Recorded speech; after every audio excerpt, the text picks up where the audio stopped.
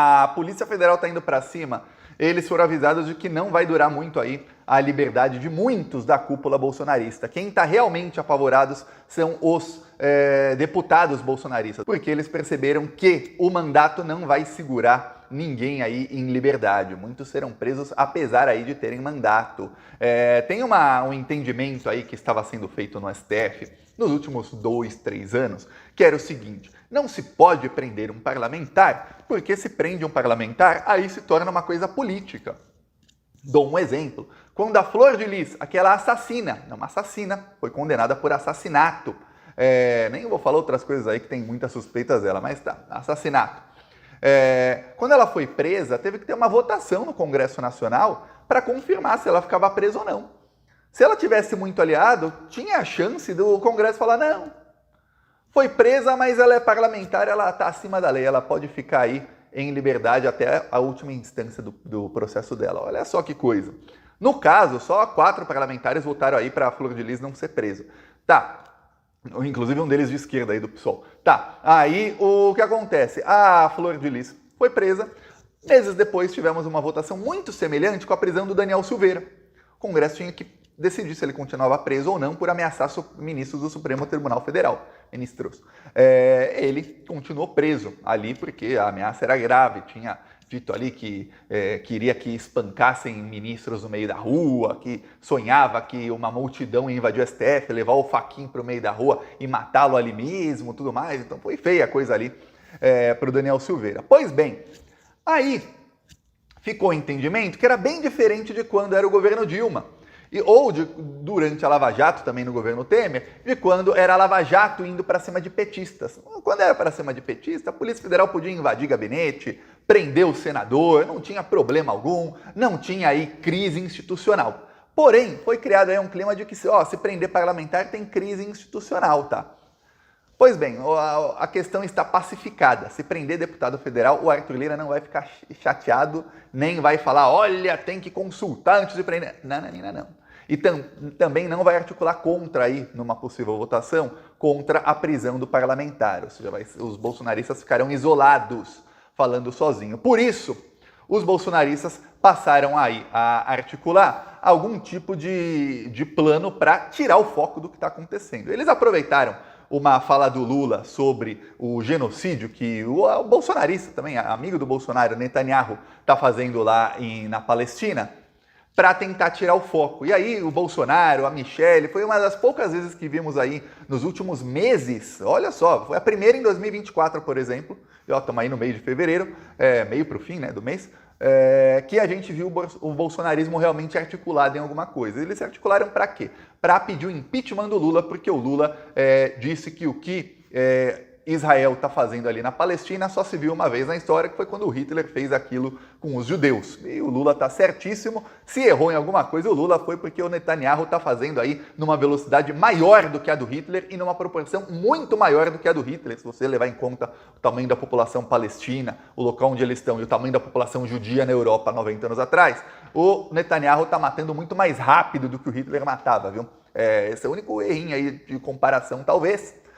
Pois bem, aí, o que acontece? Os bolsonaristas contaram com o apoio da imprensa, porque esse é um dos poucos casos em que imprensa e bolsonarismo se unem. Alguns casos eles se unem. Por exemplo, quando o Centrão está cobrando cargos e emendas do Lula, os bolsonarismos se unem, eles jogam fogueira na gasolina. Então o governo tenta pagar gasolina, os bolsonaristas jogam fogueira e a imprensa joga fogueira também. É isso que faz, joga gasolina, joga gasolina também. A imprensa joga muito mais que os bolsonaristas, que eles não conseguem fazer muito barulho nisso, a imprensa faz muito. Sempre que o Arthur Lira, ou o Rodrigo Pacheco, ou os dois, e parte do Centrão tentam chegar na jugular do governo Lula, a imprensa está do lado do Centrão, e a imprensa faz de tudo para enfraquecer o Lula. A imprensa quer um Lula fraco, porque um líder político fraco está sujeito a quê? A pressões. E no Brasil, quem tem aí o maior poder de pressão é o mercado financeiro e a imprensa. Pois bem, nesse outro caso aí que envolve geopolítica, a imprensa sempre estará do lado de quem assina o cheque e quem dá as ordens, que são os Estados Unidos. O bolsonarismo não está do lado da imprensa por conta de que os Estados Unidos e o mercado financeiro dão as ordens e querem isso. Não. Eles estão porque eles estão sempre ao lado de Israel e o presidente de Israel, o ditador de Israel, né, ele tomou lá a Suprema Corte de Israel. Ele fez o que o Bolsonaro queria fazer. Ele deu um golpe no STF lá de Israel e ele fica no poder ad eternum, ou seja, eternamente, se ele quiser, ele fica lá no poder. Difícil derrubar ali o Netanyahu. E olha que está tendo protesto em Israel contra ele todos os dias. Viu? Não pensa, nossa, os israelenses estão gostando. Não estão, não. Não estão mesmo, viu? Quando a gente fala aqui de Israel, não estou falando nem do povo israelense, que olha que lá, eles estão sendo bombardeados por parte da imprensa lá de Israel com propaganda aí pró-guerra. E mesmo assim, boa parte é contra, tá? E o governo Netanyahu tem aí mais de 70% de rejeição. Então veja, nem lá ele tá muito popular. Só na imprensa brasileira que o Netanyahu é um estadista. Que ele faz não é genocídio, não. Pois bem, aí o que acontece? Os bolsonaristas passaram a bater nisso. Pediram impeachment do Lula, saíram pela primeira vez em mais de um ano. Eu vi os robôs bolsonaristas ligados aí nas redes sociais. A toda. Contas fake, assim, subindo hashtag, não sei o quê, para tentar fazer um barulhão aí contra o Lula. E todos os influenciadores bolsonaristas, Carla Zambelli não fazia um vídeo aí de 10, 15 minutos e tal, fazia muito tempo. Mas muito tempo. Carla Zambelli fez vídeo de 15 minutos, Nicolas fez vídeo, deram entrevistas aí em portais bolsonaristas, em vídeo mesmo, para xingar o Lula, falar que isso é inaceitável, tudo mais. Eles querem o quê? Tirar o foco. Principalmente os parlamentares entraram nessa com tudo, de corpo e alma, porque eles imaginam o seguinte, olha, se a gente mostrar muito barulho aí, fizer muito barulho, mostrar que a gente tem força contra o Lula, talvez o STF veja que prender a gente vai ser um problema, porque a gente vai começar a se defender em bloco aí, ó, a gente consegue se organizar nas redes. Mas, pô, esse é um pessoal que esqueceu que tem uma força-tarefa da Polícia Federal e do TSE, que quem continuar com fake news aí, com narrativa de que, olha, teve fraude na urna e coisa contra a democracia, vai acabar tendo a rede social deletada, assim como muitos tiveram aí no período eleitoral.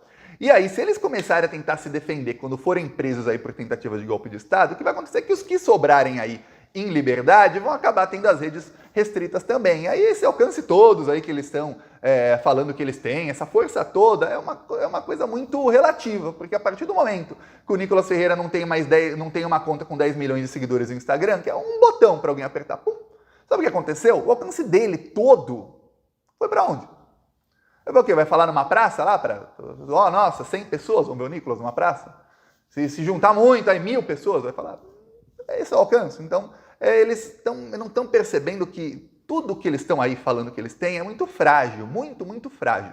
Pois bem, os bolsonaristas começaram a falar isso e eis que, no auge, aí, enquanto eles estão pedindo o impeachment do Lula, chega a notícia de que a Polícia Federal convocou para depor Bolsonaro e mais 9 pessoas simultaneamente no caso da tentativa aí de golpe de Estado do dia 8 de janeiro. Então, enquanto eles estavam, vamos focar aqui em criticar o Lula, agora não, agora vamos ter que focar no depoimento, vamos ter que focar no que eles vão falar para a Polícia Federal. Chegou no nível em que o Bolsonaro anunciou aí via imprensa que ele vai ter que mudar a agenda dele em Brasília. Então, essa semana, o Bolsonaro tá voltando, tá tristinho o Bolsonaro, não só porque tá para ser preso, mas porque vai ter que voltar a trabalhar. E aí, ele vai dar expediente no escritório do PL em Brasília. Só que o Bolsonaro não pode se encontrar com o Valdemar da Costa Neto.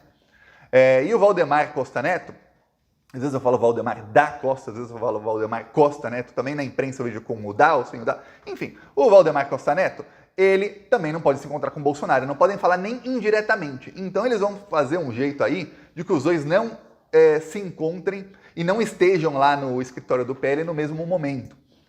Eles também estão com medo do seguinte, de que gente da cúpula do PL também está sendo investigada. Obviamente, tem uma lista do STF aí de 40, 50 pessoas que não podem se comunicar entre si. Alguns estão sendo investigados e não estão nessa lista porque ainda não foi exposto que eles estão sendo investigados. Então imagine você que até o mês passado a gente não sabia que o Carlos Jordi era investigado. Eu já falava aqui, o Nicolas, o André Fernandes, o Carlos Jordi, a Carla Zambelli, a Bia Kicis, esses todos são investigados. Mas ainda não tinha tido uma operação contra ele. Quando teve, ficamos sabendo, ele entra na lista ali, este não pode mais se comunicar com os outros. Tá.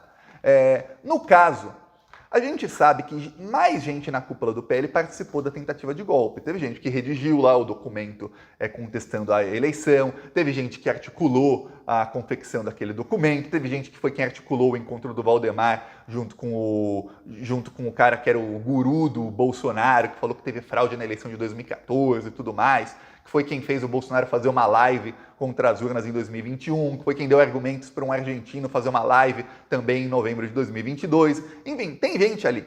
E aí o que acontece? Muito em breve vai ter operação, e aí o que acontece? Essas pessoas também não vão poder falar umas com as outras, nem com o Bolsonaro e nem com o Valdemar. E aí a situação no PL vai começar a ficar insustentável, porque não vai dar para trabalhar lá. Como é que você tem várias pessoas no mesmo prédio trabalhando, sendo que elas não podem falar umas com as outras? O que vai acontecer é que, sendo provado, e o prédio do PL tem câmera de segurança, eles não têm um prédio inteiro, tá? Eles têm só um andar no prédio, algumas salas. O prédio lá onde tem o PL tem câmera de segurança até nos corredores. Muita câmera de segurança. Então vai ficar fácil aí para o STF provar se eles se encontrarem. Então tá um pânico geral. E agora vem a notícia de que, olha, para evitar exatamente esse tipo aí de combinação, o Alexandre de Moraes, né, ordenou, a pedido da Polícia Federal, que vão depor ao mesmo tempo Bolsonaro, Valdemar Costa Neto, Anderson Torres, General Heleno, General Paulo Sérgio Nogueira, Mário Fernandes, também militar, General Braga Neto, aí o Almir Garnier, que é o almirante, Cleverson Ney Magalhães, que é coronel. Esses todos vão ter que depor ao mesmo tempo. Então, não tem como eles tentarem ali, não, vamos combinar o depoimento. Você falou o quê? Você falou o quê, hein? Então vou falar o mesmo. Obviamente, eles vão tentar combinar o depoimento antes. Não pense que esse pessoal não está tentando se comunicar por meios indiretos. Peço sua inscrição no canal.